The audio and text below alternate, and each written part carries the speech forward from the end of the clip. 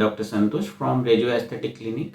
आज हम लोग बात करते हैं कि ट्रांसप्लांट के बाद जो हमारा हेयर ग्रोथ होता है ना, तो बेसिकली किस तरह से किस फेज में जाता है। बहुत सारे पेशेंट को कन्फ्यूजन रहता है, दे आर वरीड कि उनका रिजल्ट कब आएगा, फर्स्ट मंथ में आएगा, सेकेंड मंथ में आएगा या 6 मंथ में आएगा। सो बेसिकली सारे पेशेंट को जो ट्रांसप्लांट करते हैं उनको ये फेजेस पता होना बहुत ज़रूरी है कि हमारा ट्रांसप्लांटेड हेयर है वो जो आपका ही खुद का हेयर है। तो अगर हम नेचुरल हेयर का देखते हैं तो हमारे नेचुरल हेयर 3 फेज में ग्रो होते हैं। एक है जो ग्रोथ फेज है जिसमें हमारा हेयर अप्रॉक्सीमेटली 2 से 3 साल तक ग्रो होते रहता है, उसको एनाजन फेज बोलते हैं। उसके बाद आता है कैटाजन फेज। कैटाजन फेज में क्या हो जाता है कि उसका जो ब्लड सप्लाई है रूट का कट हो जाता है। हेयर वही रहेगा रूट के पास लेकिन ब्लड सप्लाई कट हो जाता है। 2 to 4 वीक्स तक हेयर वही रहता है, that is called catagen phase. ये आपको बहुत जानना जरूरी है कि कितने देर तक रहता है, 2 to 4 वीक्स तक। फिर जो लास्ट फेज आता है दैट इज कॉल्ड टीलोजन, आपका हेयर निकल जाता है। जो हेयर फॉल होता है रेगुलर जो भी है 20-30 हमारा, वो टीलोजन वाला हेयर गिर जाता है। तो बेसिकली यही हमारे रूट हम लोग क्या करते हैं, पीछे से निकाल कर आपके रेसिपिएंट यानी बाल्ड एरिया पे लगाते हैं। तो सेम चीज़ है कि हमें ये नहीं पता है कि हमारा जो हेयर है वो कौन से फेज में है। सो हम लोग क्या करते हैं, हेयर को निकालते हैं रूट को और हम लोग इम्प्लांट कर देते हैं।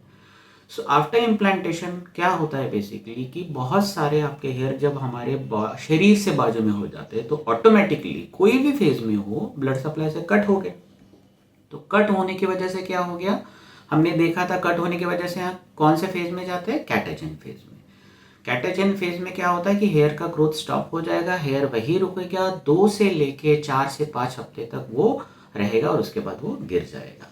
तो सेम चीज होगा, आपका जो हम लोग ग्राफ्ट निकाल रहे हैं वही ग्राफ्ट हम लोग जब आपका रूट बिठा देते हैं, सो आफ्टर हेयर ट्रांसप्लांट आपको 2 से 3 हफ्ता आपको हेयर अच्छा दिखता है, like to be transplanted patient बहुत हैप्पी रहता है।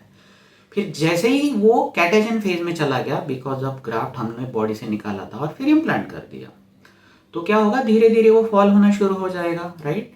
सो धीरे धीरे जिसको हम लोग शेडिंग फेज भी बोलते हैं, तो सेकेंड या थर्ड वीक से लेके अप्रोक्सीमेटली 6 to 8 वीक्स तक वो फॉल होते रहता है, that is in catagen phase. बहुत सारे पेशेंट इसमें पैनिक हो जाते हैं कि पहले तो बहुत अच्छा दिख रहा था 2 वीक्स तक, अब क्या हो गया, अब क्यों सारा लॉस हो रहा है।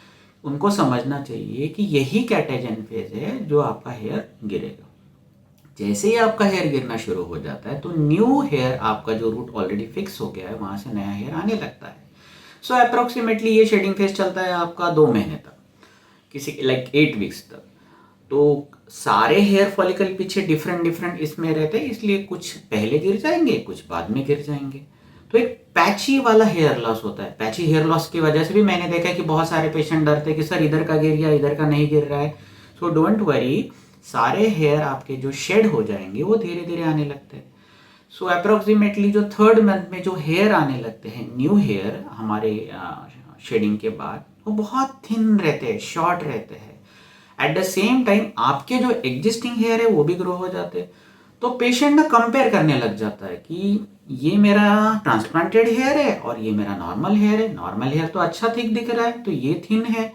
वापस डाउट होना शुरू हो जाता है कि कैसा हेयर आ रहा है, अच्छा नहीं आ रहा है। Nothing to worry, in third month जो आपका शेडिंग के बाद का जो हेयर आ रहा है वो बहुत थिन रहता है, टाइनी रहता है। अगर आप फोटो लेके देखोगे या लाइट में देखोगे तो समझ में ही नहीं आएगा आपको वहां पर हेयर है। बट नथिंग टू पैनिक, धीरे धीरे आपका फोर्थ मंथ स्टार्ट हो जाता है, वही थिन हेयर आपका बढ़ता है, विस्पी थोड़ा करली शॉर्ट शॉर्ट हेयर रहता है, आपको लगता है चलो कुछ आ रहा है करके। ड्यूरिंग द सेम टाइम हम लोग आपको ग्रोथ फैक्टर और पीआरपी इंजेक्शन करना शुरू कर देते हैं। Then with in from 4 to 5 month धीरे धीरे वही थिन लेयर लॉन्ग हो जाता है, आपको एक नोटिसेबल ग्रोथ दिखता है with in like 5 month. Slowly and steadily जब आपका 5 मंथ कंप्लीट होकर 6 मंथ में आप जाते हो तो एक कॉस्मेटिकली विजिबल कुछ रिजल्ट आपको दिखने लगता है। देन आफ्टर 6 मंथ जो आपका थिन हेयर है वो थिक हो जाता है, लॉन्ग हो जाता है, जिसको हम लोग बोलते हैं एक कॉस्मेटिक नोटिसेबल जो रिजल्ट है वो आपको दिख रहा है करके। सो ड्यूरिंग 8 to 10 मंथ आपको एक नोटिसेबल रिजल्ट दिखना शुरू हो जाता है, आप में एक हैप्पीनेस भी आ जाता है। एंड ऑन एन एवरेज अगर आप जाओगे तो 11 to 12 मंथ या हो सकता है 12 मंथ to 13 मंथ में एक फुल्ली ग्रोन जिसको हम लोग रिजल्ट बोलते हैं वो सारे पेशेंट्स में दिखता है। नाउ यहाँ पर एक जो मैंने टाइमलाइन बोला है, ये जो टाइमलाइन है this is very from different to different patient. हर एक पेशेंट का एक एज होता है, उसके बाद most importantly number of graft कितना निकाला है, उसके बाद उसका जो ग्राफ्ट है वो कैसा है उस पर भी डिपेंड करता है, राइट। सो सबसे इम्पॉर्टेंट चीज़ आप आपके रिजल्ट को किसी और रिजल्ट के टाइमलाइन के साथ कंपेयर नहीं करना चाहिए। जो हम लोगों ने आपको ये टाइमलाइन बोला है एक अप्रोक्सीमेट टाइमलाइन है। किसी किसी के पेशेंट में तो 4th या 5th मंथ में ही अच्छा रिजल्ट दिखना शुरू हो जाता है। और एक और चीज़ होता है, फ्रंट वाला हेयर आपका जो हम लोग डालते हैं वो आपको जल्दी जल्दी दिखता है, और क्राउन में क्या होता है थोड़ा लेट रिजल्ट है। वहाँ पर भी पेशेंट पैनिक होता है, बहुत बार उनको लगता है कि ये आ रहा है, ये क्यों नहीं आ रहा है। सो नथिंग टू वरी, यहाँ पर थोड़ा आपका ब्लड सप्लाई कम होने की वजह से वहाँ पर थोड़ा लेट आता है। So on an average I want to see and understand सारे पेशेंट को ट्रांसप्लांटेड हेयर जो है एक टाइम लेते हैं रिजल्ट आने के लिए। तो वो टाइम अगर आपको पता हो तो आप पैनिक नहीं होंगे, राइट।